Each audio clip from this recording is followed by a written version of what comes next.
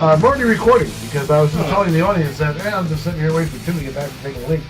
And then it seemed like it took a long time, so I speculated. You're speculating? Yeah, I speculated on camera, that perhaps you have some prostate issues and you're having a little trouble peeing. That's why it took you so long. Every once in a while, it just takes a while for the whole thing to help you out. Maybe what you need to do is get over to Fred's Medical Center for one of his free prostate checkups. Sounds like a good idea to me. What he's got is he's got this specially designed device here. See how the contours work? Yeah. This thing goes up your butt, basically. And it's designed to not hurt too much. See, that's the shape. Yeah. And what it does is it makes contact with the prostate, and then it measures it by this little indentation here. And those figures, that data, goes into a little sensor that's attached to the end here. And what Fred does is he has you bend over. Yeah. And they just shove this thing up your butt. I noticed that every once in a blue moon you got to go to the doctor, and one time I went to the doctor and he needed to check the old prostate, Right. So he has me bend over, and I'm a prostate virgin, you know what I'm saying? Because I'm not used to that. So I bend over, and next thing I know, this guy shoves his finger up my ass, and I'm thinking to myself, holy shit! I mean, a little warning would have been nice. Normally you get dinner and a movie first, but so beware. If you do go to have your prostate examined, that they will sneak your finger up there without warning you first. Probably because it's easier that way, because otherwise you get all clenched up and the doctor's like, I don't have to stick my finger up your ass now, don't worry, I have a glove on. And the next thing you're like, whoa, wait a minute, do you, a lot of things, like, are you using any kind of lubrication? I mean, what does this mean exactly? You're like there's a lot of implications when someone sticks their finger up your ass, even if it's a doctor. I'm just saying. But so to probably cut all those questions and apprehensions short, they just have you bend over and they shove your finger up your ass without even warning you. And then after the fact, you're too embarrassed to even mention. You're not going to say like, "Whoa, what's that?" Yeah. You go out to the reception. You go to the reception area, and there's some nice, lady sitting there. Well, how was the finger up your ass this afternoon? How well did that feel? Well, apparently he didn't say anything, so apparently everything's okay. Because actually, once they do it, then you forget about that. You're like, well, is everything okay there, Doc? Everything okay back there? Oh, yeah. So maybe we should do something for the third millennium. Well, no, I was going to say the third Saturday in March will be the 1-year anniversary, pretty much, of our first live show. We'll double check that. So maybe we'll do something special. We'll do like an anniversary show. Yeah, that'd be good. Best of. There'll be some best of clips. Some bloopers, maybe. A lot of people probably don't realize that we have bloopers, that we make occasional mistakes. As long as it's not on the 7th or 8th, because I won't be here. 7th or 8th? I will not be here. Well, then we're talking the third Saturday in March, so that's unlikely to be the 7th or 8th. Well, one of the things I think people should talk about more is how many times should they flush their toilet when they're out in public, in a public restroom? All right, so like you're in there sitting down, doing your business. There's a row of toilets, restroom, row of stalls, and you're dumping a nefarious load. And nefarious load. How about a large load that won't go down the entire time? It becomes clear after a couple minutes that you may be in there for some point of time. Several more minutes, yes. Yeah. And so, how often do you need to flush? Yeah, but you got to remember, a lot of the toilets now. Maybe you should not flush because just so when you can get up and look at it. You get off the seat, and all of a sudden it sucks down immediately. It's an automatic flush. Yeah. What if you have to identify it? What if you wanted to take a photo first? You can't. You see that? This automatic flush stuff takes away choice. Suppose you wanted a photo of that. You wanted to get up and say, I'm going to take me a photo of that because, well, just because, I guess. I don't know why. But then you can't. You're a shitologist. You're shit out of luck, as it were. You're an archaeologist. What do? You're an archaeologist. A lot of times you're digging up the shit of someone else's. So therefore... Ancient poop is something that people study. Exactly. Isn't that funny how there's not much studying of current poop? Right. But 2,000-year-old shit. After it gets really old, apparently it becomes extremely interesting. Exactly.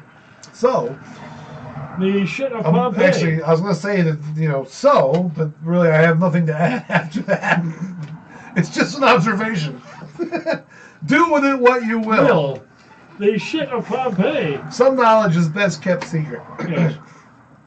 The shit of Pompeii is a perfect example. Perfect example. And all of it didn't burn up. Therefore, they wanted to find out what these people are eating. So they take apart their shit and analyze it. In fact, I saw on YouTube, I saw one of those like Discovery Channel documentaries called The Big Stink. And it was about that problem when they started to think about sewage system, as opposed to just flushing it down the gutter into the Thames, as it were. Oh, in England. As an example. Yeah. But apparently the stink was happening everywhere. Everybody was stinking. Hi,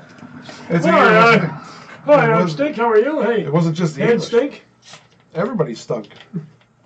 And they knew it too. Hi, how are you? I just got done wiping my ass. Hi, how are you? That's the thing. Well, just think about it. Everybody's wiping their ass, but they're not wiping it with paper. They're wiping it with whatever they got, leaves. Everybody must have been pretty well foul. Oyster shells were very common. Yes, exactly. Can you imagine? Scraping your butt with an oyster shell. Yeah, that's going to be comfortable for walking around, huh? Yeah. Holy cow, man.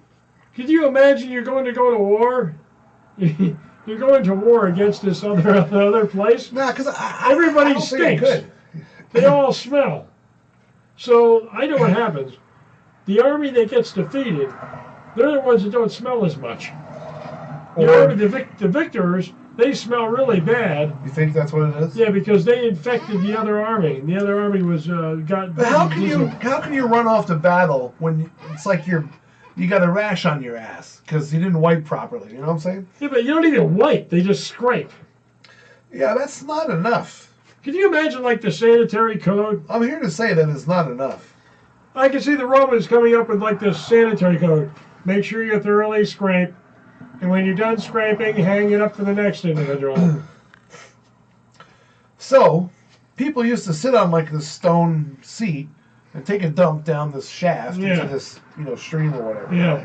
And they called such things in castles the garderobe. Right. And the garderobe was a place where people would hang their robes because the stench kept the bugs away. So even the bugs had the common sense to stay away. Just food for thought, I suppose. Food for thought? Well, odd choice of words maybe, but you know what I'm saying. So that was like a little public service message. Which brings me to another question. Yeah.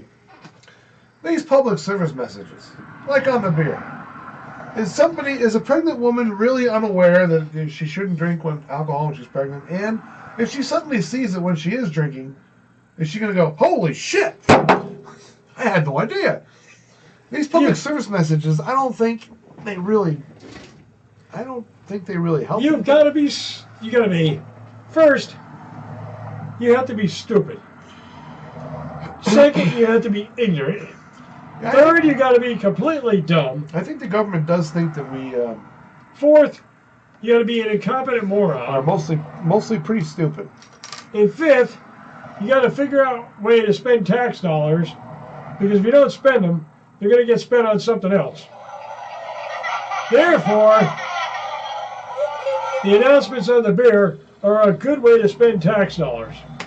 Yeah, I think Tim, you have hit the nail on the donkey, on the hose, on the thing there. Well done, Tim. Well done. This announcement here on the beer is a good idea, because otherwise they'd have to spend it on something else.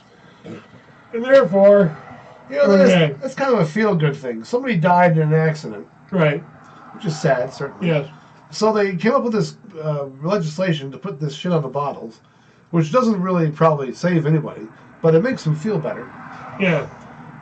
Not that there's anything wrong with being smart and not drinking and driving. Don't get me wrong. I just think that they could put something else on the bottle, like, yo, don't Instead of don't drink and drive or something like that, how about don't drink and puke? Don't puke on your neighbor. You could be sitting on a bus, taking public transportation. Yeah. You're drinking, you're swilling a few beers, Next thing you know, you're tossing your cookies all over the guy sitting next to you, or the lady, God forbid, right? So, public service announcement: don't get drunk on the bus and throw up on your neighbor.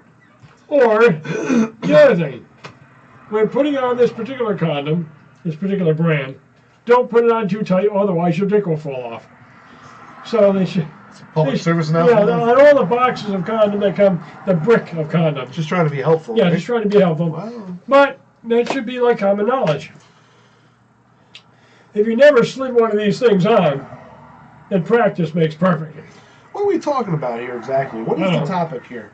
I don't think there is one, is there? Well, I think the topic could be like, governmental warnings for stupid people. Public service announcements for the clinically Challenge. For the intellectually challenged? Yeah. Yeah, Or for the, no, not intellectually challenged. For the dumbass.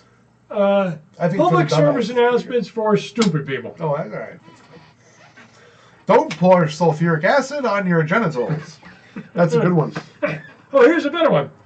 What about the backup cameras on cars? Does that mean you can't turn around and look in the back? Have you lost the ability to reuse the rear view mirror? Oh, here's another one. Don't stick your tongue in electrical outlets. They should put that on the side of a beer. Yeah. Oh, don't stick my that's a good Oh, good. Because you might do that when you've been drinking. You have to have a car that answers all the questions for them. What? Have you heard of that? No, well, I think I just heard you say it, but what are you talking about? You buy a car that takes all the decisions for you. Tim, we're talking about public service announcements on the side of beer bottles. What is it you're talking about? Oh, I'm talking about just public service announcements in general. Yeah. Don't drink the coffee. It's too hot. It might burn your ass. The McDonald's thing. How's it going to burn your ass? Oh, of course. You got it in your lap. You got it in your lap. What do you do with his coffee, anyway? You got it in your lap. It's going to burn your crotch. Remember that years ago, the dumb woman sued McDonald's? Because now all the cups have, this coffee may be hot.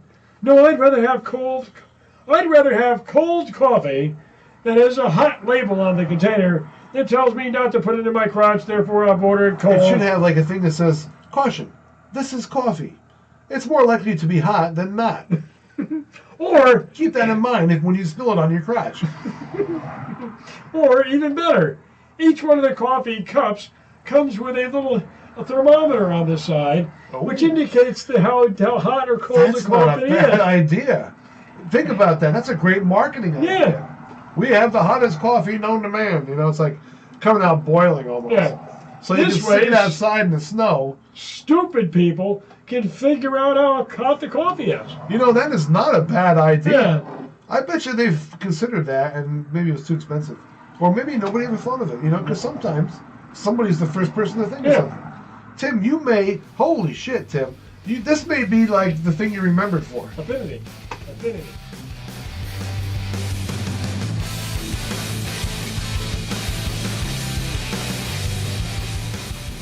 Number 648-745, telephone number such and such, age 45.